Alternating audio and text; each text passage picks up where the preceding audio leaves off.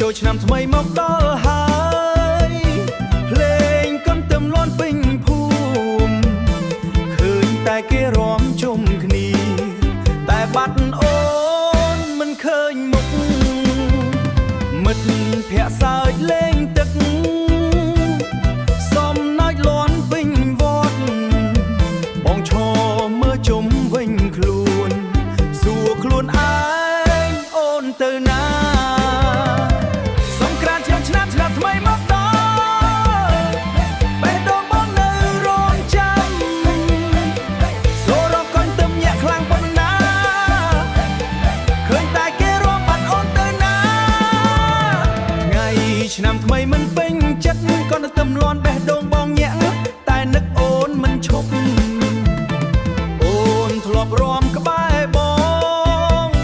ក្រោមពន្លឺភ្លើងភ្លឺឆ្នាំនេះបងឈរតែម្នាក់